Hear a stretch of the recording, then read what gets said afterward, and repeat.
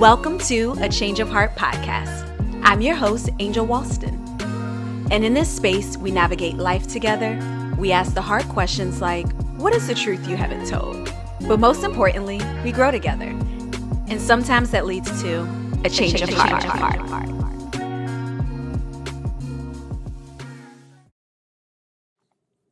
Hey everyone, welcome back to A Change of Heart podcast. I'm your host, Angel. And if this is your first time tuning in, hey girl, welcome to the body and welcome back to all of the returning listeners. Today we are going to be talking about what are your commitments costing you? I know. We're going to talk about it. We're going to take a deep dive. This is a conversation that I recently had with my therapist, and I thought that it helped to put some things into perspective for me. So I thought it would be good to bring it to the podcast and talk about it. So before we get into that, we do have a question of the day. And today's question of the day is, what is something that you are doing that is just for you? Like you're not doing it because anyone's asked you to do it. You're not doing it out of obligation. Like you're doing something that's just for you, that brings you joy, that cultivates joy in your life, something that makes you happy, something that is like, it's a just for you kind of thing. And if you are in a position where it's like, Angela, I ain't doing anything, what is something that you would like to do? What is something that you would like to add to your routine to help you to cultivate joy in this season? So for me, something that I want to add, because it's not something that I've been doing, is I want to do something once a month that is low maintenance, something that I don't really have to think about, something that I don't have to put a lot of energy into, that's just like kind of like a date day or a date night that's just for me. And I say I want to do that because we're going to talk about this a little bit more throughout this episode, but I feel like my schedule gets really full and I am tired a lot. And as a result of that, I don't always make time for me. And that's something that I'm working on changing and something that I do want to be more intentional about. I've also considered taking swimming lessons, and that very well could be the thing. But y'all know I said I don't like being a beginner, so I don't know if just like the stress of like trying to figure out how to swim without drowning at my big age, I don't know if that's going to be something that is like peaceful and like a calm thing, or if it's something that's just going to stress me out. So we just got to try it and see. But yeah, so let me know. You can leave your answer in the comment section on my YouTube channel, or you can answer it in my stories on Instagram at Angel C. Walston. All right, so let's deep dive.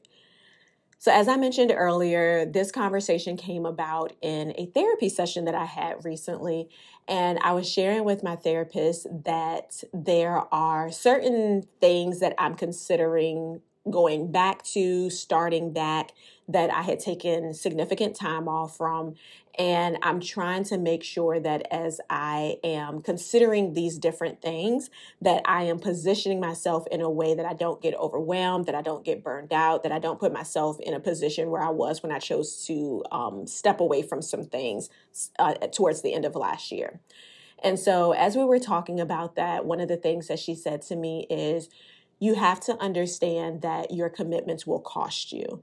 And so you have to decide for yourself what that cost is and what you are willing to sacrifice as a result of it. And that really did put some things into perspective for me, because a lot of times we can overcommit ourselves and we feel like because we're doing quote unquote good things, we keep adding those things to our to-do list, and we end up getting overwhelmed. We end up being in a position where it's like we're frustrated, we're resentful, we don't want to do those things or things that we used to be passionate about. We can put ourselves in a position where it's like it doesn't feel fun anymore. And that's never like a place that you want to be in, especially when you're doing something where you're serving, or you're doing something that is helping others, or you're doing something that you once were like really passionate about, that you really cared about, and now it feels more like a burden or a weight than it does something that you like have an actual passion for. And as she was talking about that, she was saying, you have to consider that when I say that your commitments will cost you, you have to determine also what those costs are. So sometimes the cost may not be an actual like financial cost. In some situations, it can be, but sometimes the cost may be your time. It may be your time that you have to sacrifice. It may be relationships that you have to sacrifice. It may be your obedience that you are sacrificing. We're going to dive deeper into that later. But you have to think about like, what am I sacrificing as a result of the things that I'm committing to? And with that in mind, what is causing me to commit to these things if it's resulting in me sacrificing things that I really shouldn't be in this season? And so with that, I want to talk about a couple of the areas that your commitments may be costing you, and also just taking some time to consider what those costs may be. And I don't necessarily want to say giving insight to determining what is worth the cost, because ultimately that's a decision that you have to make for yourself. So for some people, it may be worth it to sacrifice the time. The cost of time may be something that's like, I'm willing to give that up. I'm willing to make that sacrifice. And for other people, it's like, in this season, like, I need that time for myself. And so instead of committing in this area, I have to step back, or I have to say no to that. And we're also going to talk about why you may struggle with saying no to things that you really don't want to do, because I be doing that too, okay? Okay, so before we jump into the different areas, or some of the different areas that your commitments may be costing you, I want to first talk about some of the reasons why you may overcommit yourself or commit to things that are costing you in different areas of your life simply because you are afraid to say no, or you won't say no. So one of the biggest areas that I think leads us to overcommit is because we have a people-pleasing issue there. And I think a lot of times we hide behind the fact of like, oh, I have a servant's heart, or I have, I have this desire and this passion to help people. And when in reality, it's like you struggle with people pleasing. And in some cases, it can also be a thing of that you are used to people being dependent on you. And even when it may feel like a burden, you still like being in a position where people depend on you. And I think sometimes, not coming from a prideful place necessarily, but we can be proud of the fact that we are loyal, or that we are dependable, and we are loyal to a fault. But something that I'm having to accept in this season specifically, as I'm working on trying to be more intentional about saying no to things that I really don't want to do, is that when you are dependable, people will always call on you. They will always pick you. They will always pull on you. They will always use you. And it's not necessarily in the sense of them taking advantage of, or them trying to use you in the sense of in a negative way. But when you are someone who is consistent, when you are someone who always shows up, when you are someone who always says yes, people will acknowledge that. And as a result of that, they will always call on you. Why? Because they know you're consistent. They know you're dependable. They know you will show up. They know you will say yes. They know that you will get it done. And a part of it is because there are people who say no, who are not consistent, who are not reliable. And so typically in situations when you find people who always show up, those are the ones who are always going to be called on. And sometimes we can put ourselves in a situation where we overcommit ourselves because we continuously say yes to things that we don't have the capacity for, that we don't have the availability for in our schedule, that we really don't want to do. And we are afraid to say no because we don't want to disappoint someone. We don't want to feel like we're letting someone down. We feel like, if I don't do it, who else is going to do it? And it's like your captain saved the day. And listen, something that I'm having to come to terms with is if I say no and I don't do it, guess what? They're going to get somebody else to do it. Like, I'm not the savior. I'm not the end all be all for anybody. And so if I'm not available, if I can't do it, the show will still go on. I'm not that powerful enough that I can hinder, block, or stop anything. So if something needs to get done, yes, it may fall on someone else, but the show will still go on with or without me. And I think when we get into a people-pleasing mentality, we feel like we are just letting everybody down. The world's going to end. Everybody's going to be mad at us if we don't do something. But I want to challenge you with this question. Who told you that? And what throughout your lifetime has made you feel that way? Because the truth of the matter is that thought process, that mentality was planted in your mind more than likely from a young age. Because for me, I felt like growing up, I mentioned this in the episode of Healing Your Inner Child, that I was the good kid. I always tried to do everything right. I didn't want to cause any issues. I didn't want to rock the boat. I always wanted to make sure that I was the good kid.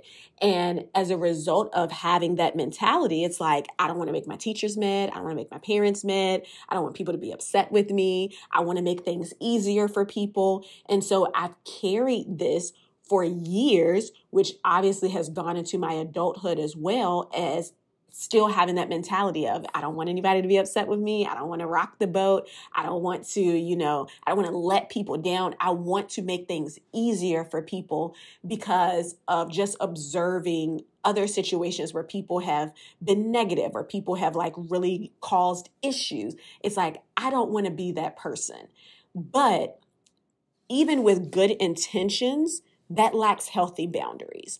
And I'm learning that, I would say, over the last year, and still in the process of learning, honestly, that you have to have healthy boundaries. Because although not everyone is trying to take advantage of you, you do have to understand that even with the best of intentions, people still can overuse you. People still can always rely on you. People still can pull on you to the point of burnout. And that is not healthy. And there is nothing wrong with saying no. And catch this too. There's nothing wrong with saying no without an explanation. I feel like a lot of times, I don't want to say specifically as women, but more so for women, we feel like we have to give an explanation as why we don't want to or why we can't or whatever it might be.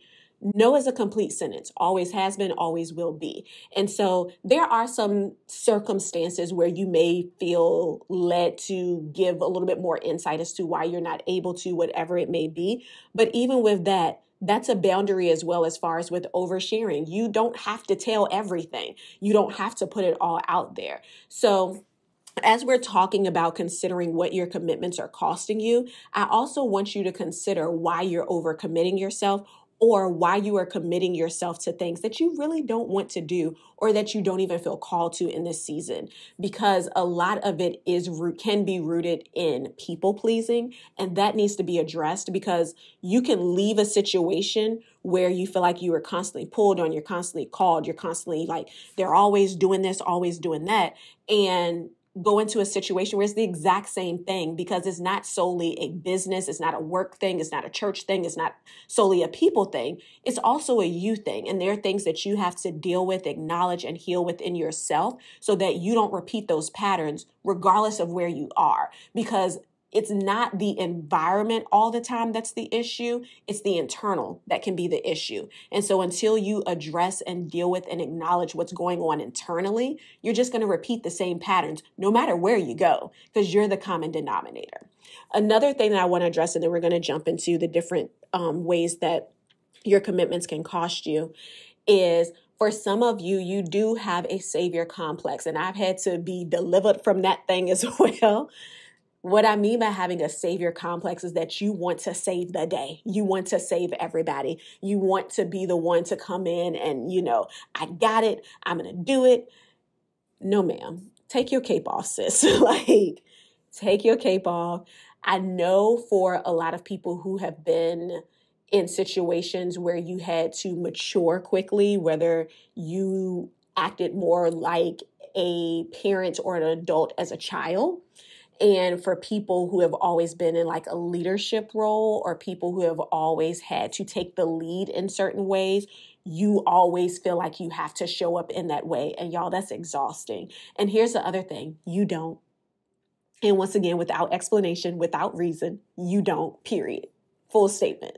So just consider some of the ways or some of the things that may be causing you to show up in a way that is leading you to commit yourself to things or to overcommit when you know this ain't what you're supposed to be doing right now. All right, let's jump into a few of the ways that your commitments are costing you. All right, so one of the ways that I feel like is probably the most obvious that your commitments are costing you is in time. And oftentimes we just get into a routine. We just get so used to going that we don't realize how busy we are. We don't realize how much we keep piling on to our to-do list, how many things we keep taking on. And it puts us in a position where we are tired all the time. We cranky because we ain't getting enough sleep. We are not really allowing ourselves the space to create a space that's solely for us, which is why I asked the question earlier as far as the question of the day, because I'll be fully transparent. I do have a tendency to take on too much, to overcommit myself. That is something I am actively in the process of working on. And I am somebody who, it's a whole lot in my head, y'all. Like my head has like literally 50 million tabs open at one time. And I may give the appearance of being cool, calm, collected, very composed, but my head is like, like 24/7. And I was talking to my boyfriend about this not too long ago, and I was telling him like all of these different things that was just like in my mind. And he's like, I think that you need to find something that is like just for you that helps to distract you from like your racing thoughts, because it's like you need something to take your focus off of everything that's in your head. So just to like have something that you can do that is just for you. It's not for anybody else. It doesn't require you to like show up for anybody, but just to have something for you that you don't have to think about, something that you can just be present with. And one of the things that I said, and I was sharing this with my therapist as well, and she was like, "Now, girl, I'm about to fight you on this."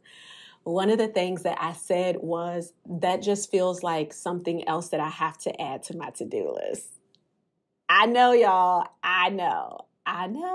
You ain't got to say it. I know you're thinking it. I know you are judging me. But the truth of the matter is, when it comes to taking care of yourself, self-care, or even just putting yourself in a position to have something that is just for you, something that you enjoy, that doesn't involve anyone, that you're not producing something, that you're not trying to do it in a sense that it involves someone else. It's like something that really just brings you joy, something that's really just for you. A lot of times we put that on the back burner because we're helping and doing and being and everything else for everyone else. And although saying that out loud, it definitely makes me cringe, because it's like, no, ma'am, what, girl? Like, what is the reason? Like, how dare you? But a lot of us are living like that. We just have not acknowledged that. We have not said that out loud. And my therapist was saying, like, I need you to change the language that you use regarding that, because when you say it feels like something that you have to add to your already full schedule, that seems like a chore. It seems like something like, oh, I got to do this.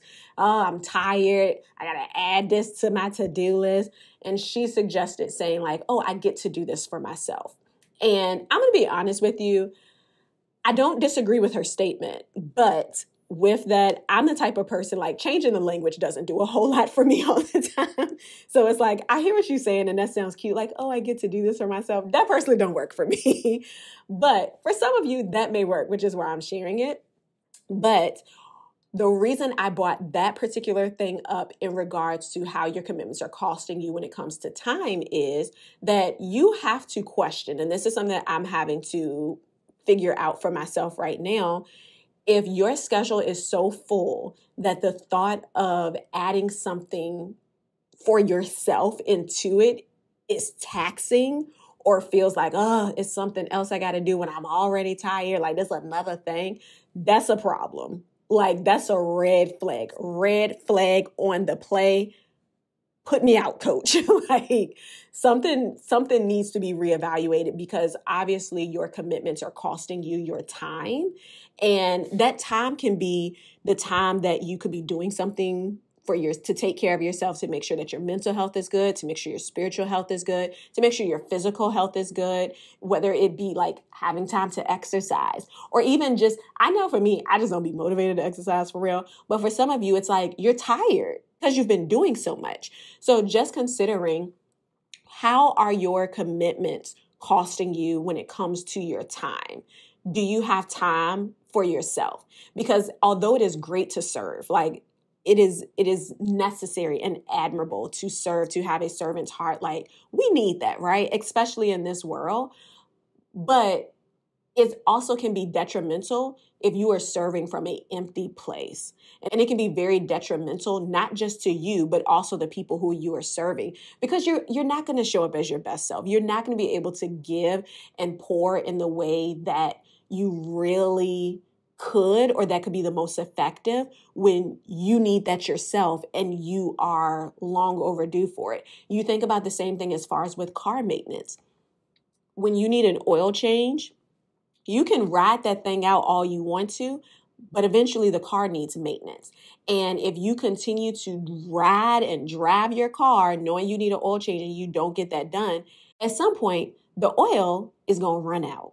And that's a whole word in itself. I'm not trying to get super deep, but you got to understand that at some point the oil is going to run out and it needs to be replenished. It needs to be restored. And some of us call ourselves doing things and thinking it's effective because we get it done, and not even realizing that you're missing it.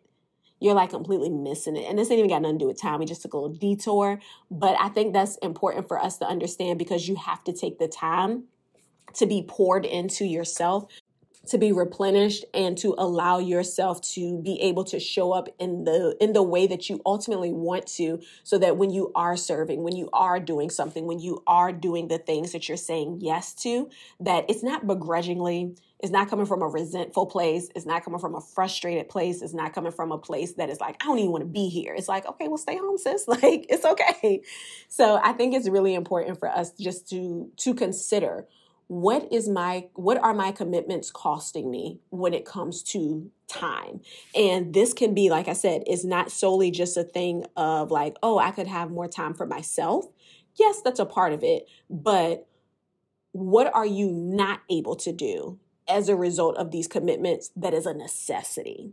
Like, what are the things that you really need to be doing? Is it spending more time as far as with like your kids, with your husband, your partner, significant other? Is it you not being able to read a book? Like it doesn't have to be like this big thing. It does. And also hear me on this, y'all. Hear me on this real clear. When I say, what are your commitments costing you? And if you feel like you need to step away from something because it's costing your time, don't then go and fill up that commitment with something else that is still also costing you your time. Some of us, we just like to be busy, and idle time. Although I can understand why that can feel uncomfortable, but for some of you, you may need to be in a season where you sit, where you chill, where you're not doing anything. And I know that that can be challenging, especially when your identity is in what you do and not who you are. Do we need to pause right there, or y'all okay? For some of us, our identity is so deeply rooted in performance, what we do, how successful we are, how much we do. And we feel like if we're not doing anything, that is then tied to our worth or our value. And it is not, none whatsoever. You are worthy, you're valuable, you're needed, you are loved, you are chosen, even when you're not doing anything. Those things are not dependent upon what you do. It's about who you are. And so I want you to take the time to consider, when you're thinking about, how are my commitments costing me? When I am in a space where I drop one thing, am I turning around and then going and picking something else up to then still fill that void of that empty time, when I can be using that to be poured into, to be replenished, to be restored, to take whatever time I need to make sure that I can show up as my best self? All right, so the next thing that I want to talk about, the next area that your commitments may be costing you, is in your relationships. And I know that this can be a little bit of a tricky one because there are situations where, for some of you, the commitment that may be costing you is your job. And listen, I understand that there are seasons where you might have to work a lot. A lot of places have like busier seasons where you may have like mandatory overtime. Some things you can't get around. And I definitely understand that because listen, the bills got to be paid, houses, apartments, all that got to be paid for, and food got to be ate. And all of those things cost money. So it's not a thing of like, oh, the commitment that's costing me is my job, so I'm gonna quit it. That is not what I'm saying. Don't you leave from this and quit that good job with benefits. That's not what I'm saying. But we also can be honest with ourselves and acknowledge that there is a difference between being in a season where you are busy with work, whatever commitments that are a requirement or a necessity that you can't necessarily get out of, versus you being in a situation where you are taking on way more than you actually should be. We know the difference. I don't have to break that down. So when I say that your commitments may be costing you your relationships, I'm referring to like romantic relationships, your family, for those of you who may have kids, a child or children, your friendships, community, like church relationships, things like that. And sometimes we can become so busy within our day-to-day that we don't even realize how isolated we've become. And isolation is not a good place to be in, especially when you need support, especially when you need accountability, when you need people who can just kind of take you away from your day-to-day, that you can just have fun with, that you can chill with, that you can kiki with. You need those kind of relationships. And specifically when it comes to your like friendships or your family, I think about the movie Girls Trip. And we know Regina Hall's character was like this big, I think she was like, I don't know if she was an author or what she was, but she was like this big person, you know, and out of their friend group, out of the four of them, she was the one who was like well known. She was married. She was wealthy. Like it seemed like she had it all. And when everything started to crumble for her, it was her girls, her friends who were there to support her, to hold her up, to encourage her, and to be there for her. And they hadn't seen each other prior to them like going to the Essence Fest in like years. And the thing is, sometimes we don't know how much we need a sisterhood, or how much we need our families, or how much we need those people who are literally equipped and called to do life with us, until we're in a position where we're in like breakdown, or when we're in a position where it feels like everything is falling apart. And it doesn't have to get to that point for us to realize like, hey, I really want to nourish these relationships. I really want to be intentional about these relationships. And so I understand, especially in adulthood, everybody is in different phases of their life. Everyone is in different seasons. Like I have one of my best friends. She is married. She has 2 kids under 2 right now. One of my best friends lives in Maryland. Like one of my best friends lives on the West Coast. Like literally we're all kind of like all over the place in different spaces of our life.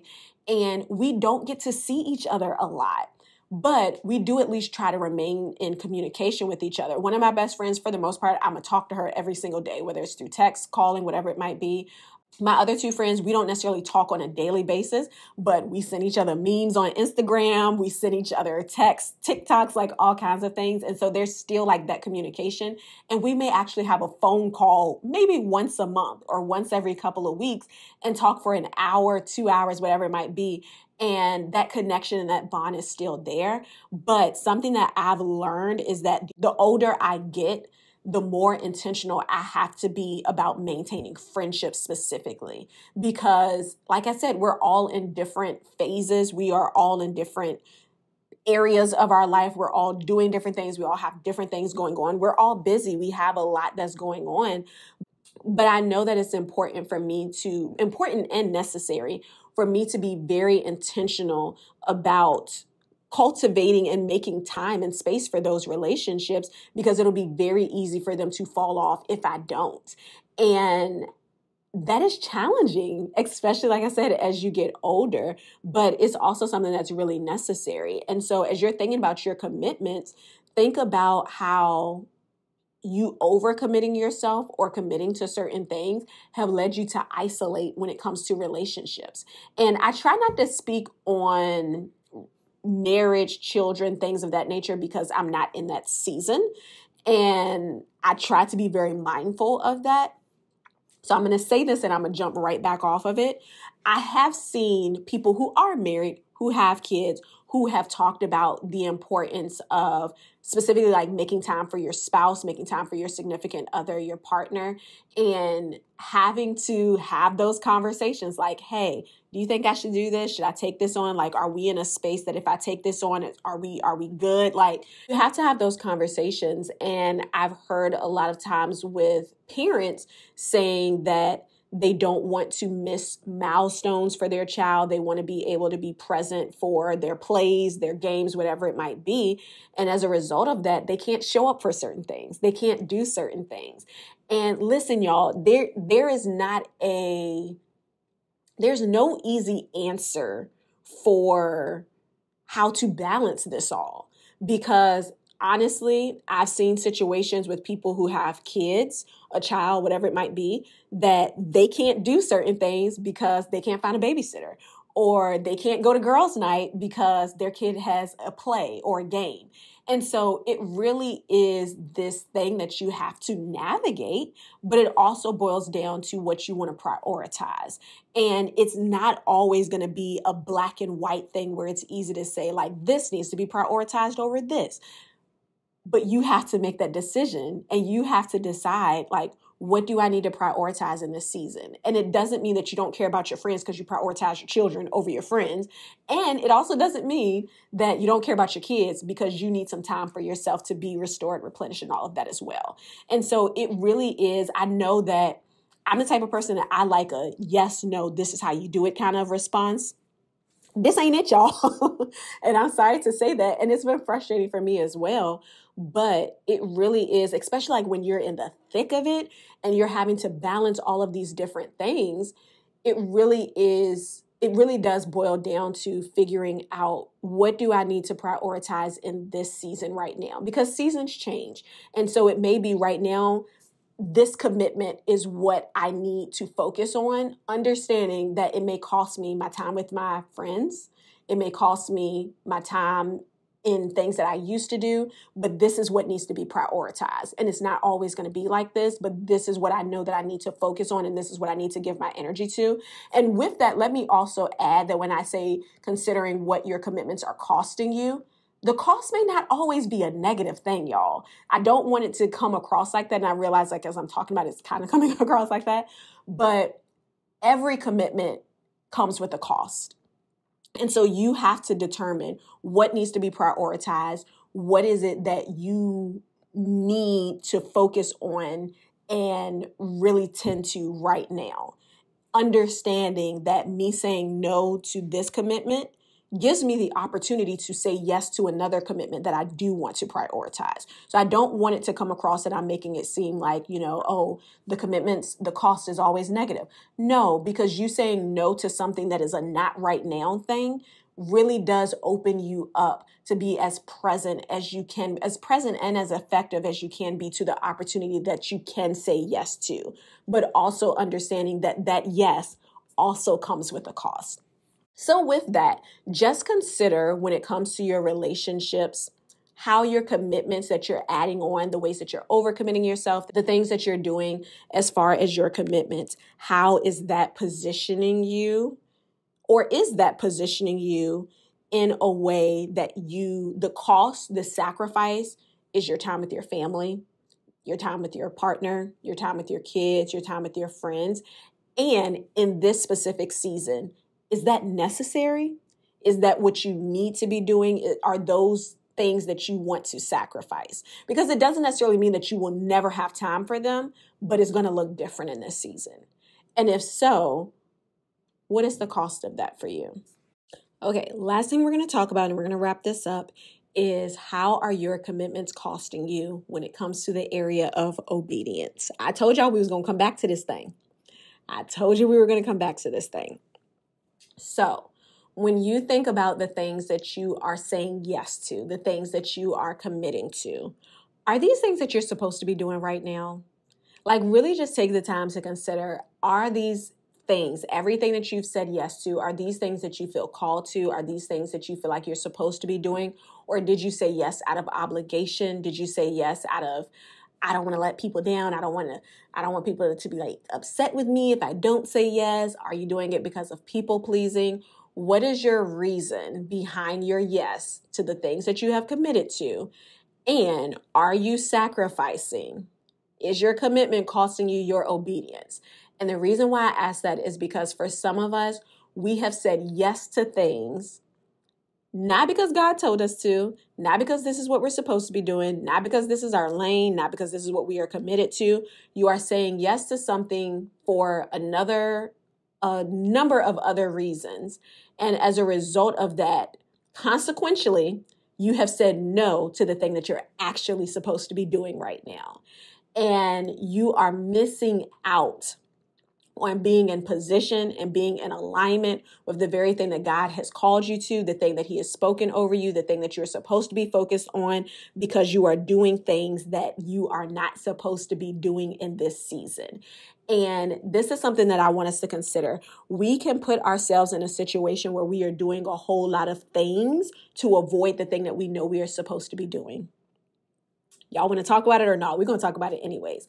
For some of you, you have made yourself so busy to avoid the thing that God has told you to do because you are afraid to walk in the very power and authority of what it is that he has positioned you for. And you are trying to run from your calling. You are trying to run from your purpose. You are trying to run from the thing that is unfamiliar, the thing that is unknown. So instead, I'm going to do all of this other stuff, knowing that you still have this thing over here that has gone unanswered and unresponded to. And is unresponded a word? I feel like it might not be, but for kicks and giggles, we're going to say unresponded. And the truth of the matter is, when you are doing all of these other things, you are still operating in disobedience. We have to call a thing. And I think we can put ourselves in a position where we really do convince ourselves that because you're doing quote unquote good things, that, oh, this is it. You know, I'm doing something. I'm doing the right thing. I'm doing something that, you know, is pleasing to God. But it's like, but is that what he asked you to do? Go back to the last thing that God asked you to do. Are you doing that, or are you doing something else to pass the time of you doing the thing that you're actually supposed to be doing? We can get so caught up in trying to avoid the inevitable and trying to avoid something that makes us feel uncomfortable, trying to avoid something that is unfamiliar, that we don't know, that we've never done before, that we feel unqualified for, that we feel inadequate for. And we try to do everything but that. And you are over here wasting your time. Not just that, wasting your time, but also filling a position that is actually for somebody else. Think about how mad you have been or known of someone who applied for a job that they were qualified for. Like, that job was meant for them, literally created for them. And they gave it to the manager's son who like knows nothing about the company, or they gave it to like this outside person who has like 2 months of experience in compared to your 20 years. You be frustrated. You be like, ain't this some mess? Like, how dare you? Like, I got 2 questions. 1, how dare you? And 2, you got me messed up. I know that's not a question, but you know what I mean. That's the truth of the matter. Like, you would feel some type of way. Why do you not feel some type of way when you are in somebody else's position who you are not even supposed to be in that place, but you're over here operating in disobedience because you don't want to do the thing that God calls you to do? That was a little loud. That was a little loud. Let me pull it back a little bit. But it's the truth, y'all. And it's a scripture in, I can't remember if it's 1st or 2nd Samuel. I want to say it's 1 Samuel chapter 15, verse 22, where it talks about how obedience is better than sacrifice. And we can put ourselves in a position where we are over here trying to do everything but obey. We want to sacrifice all these things over here. We want to give this up. We want to give that up. But the thing that God has asked us to give up, we're still holding that thing so tightly to our heart. and we don't even realize how we're missing it and how we're missing an opportunity to actually be in our rightful position. There are people who are missing what they need because you're over here operating out of order and out of a position, out of alignment that you are not even supposed to be in. And here's the thing, we call ourselves doing something. So it's like, at least I'm doing something. But are you obedient to the last instruction that God gave you? Are you being obedient to the last thing that he told you to do? Because for some of you, your commitments are costing you your obedience.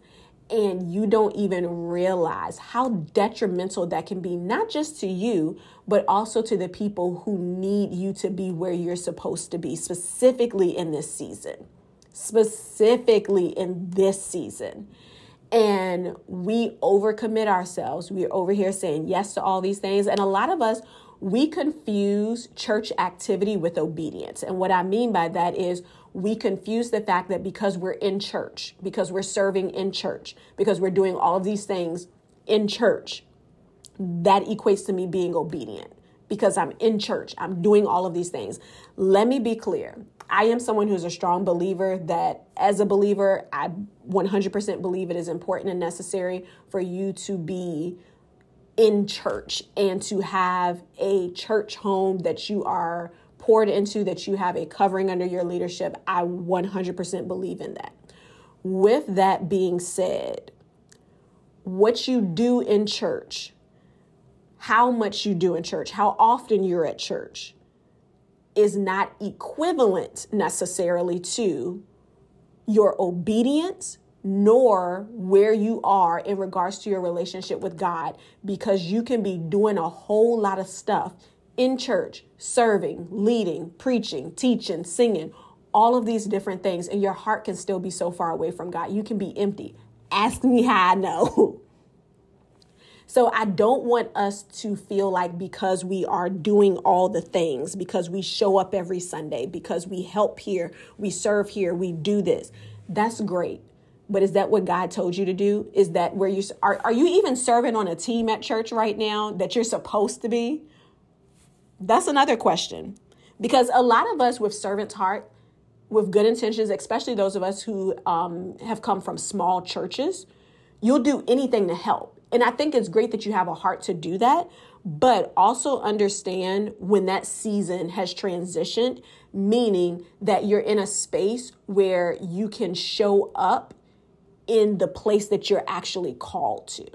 I do believe that there may be a season of training, for lack of better words. There can be a season where you might be doing a whole lot of things. I think about it like when you go to college and your first year, your first semester or two, you have to do general education. So you do gen ed classes to see what you like, right? And then as you get into like your junior year, your senior year, your sophomore year, sometimes you're now in a position where you're taking classes that are specific to your major, what you're actually supposed to be focusing on, not just these random things. And for some of us, we're just doing all of this stuff, but we don't really know what we're called to. And I think that comes with time, that comes with maturity, that comes with having somebody who can walk you through your purpose and help you in that area and really pour into you to help you to learn that. But for some of you, you are doing all of these different things because it's comfortable, because it's easy. You putting the chairs out at church, you greeting. And God's like, I want you to lead a small group. And you like, what? You want me to do what? Absolutely not. But I'm doing all this stuff over here, God. And it's like, that's great, but I didn't ask you to do that. And there's other people who I have called to do that. And that's what they're supposed to be doing right now. But that's not what you're supposed to be doing. So you can look good serving and doing all of these things in church and completely miss God because you're still operating in disobedience, because you're not doing the thing that he told you to. So I want to encourage you and challenge you to really think about the areas that you have committed yourself to. What is it costing you? And if it's costing you your obedience, you got to correct that thing. You got to correct that thing real fast, because you don't want to be in a position where you're doing all of these things and it's like, okay, that's great, but no, like you missed it. I don't want you to miss it. I want you to be in alignment, and I want you to be in a position where you really are doing the things that you are called to do, because y'all, that is where the fulfillment is. That really is the place where you are able to really operate in who God called you to be. And I can tell you, as someone who has experienced both sides of that, as far as doing things that is like, this ain't it, I'm here, I'm doing it, but I really don't need to be here, versus doing things that it's like, I am called to this. It hits differently, y'all. Like when you are in that flow, it's such a fulfilling space to be in, even when it's challenging, even when it's uncomfortable. But it's like, this is where I'm supposed to be. You feel planted, you feel rooted, you feel led, you feel like you know what you're doing, even as you're learning, even as you're figuring out. It's like, I'm supposed to be here. And just as you feel that, you can also feel when you're in a space where it's like, I ain't supposed to be here.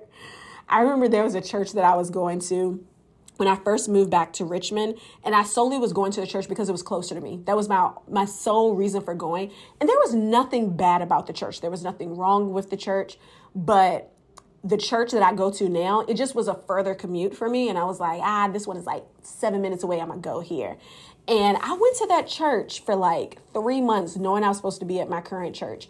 And I remember going one Sunday, and it would just like hit me like a ton of bricks. Girl, you ain't supposed to be here. Like, you are not supposed to be here, ma'am. And the next Sunday I went to my church, and I've been there for 4 years now.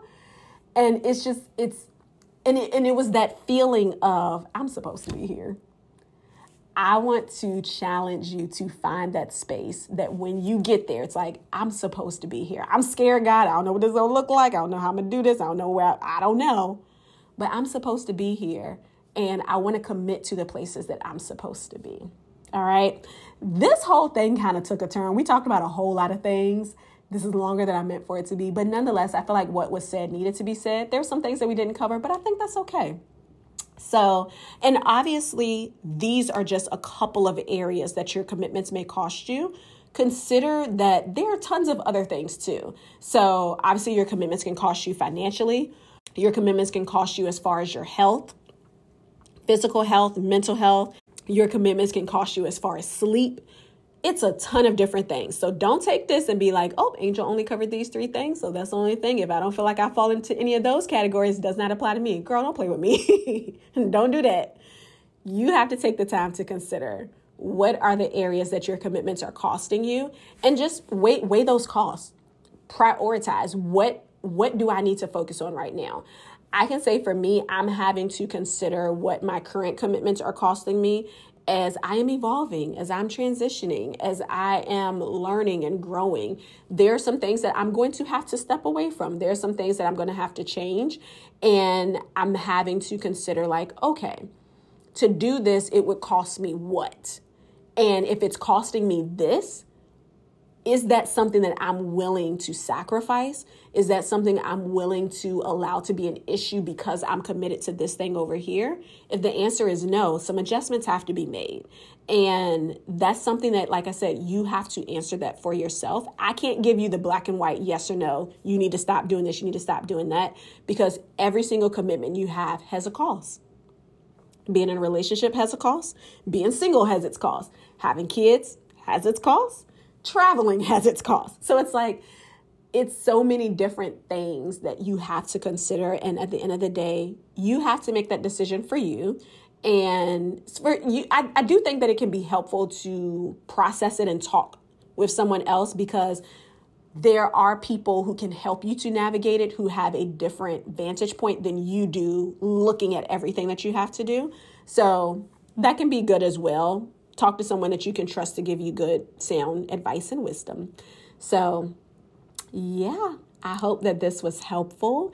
Make sure that you share this with a friend. And don't forget, be whole, be healed, and be authentic. Have an amazing week. And I'll see you all next Thursday.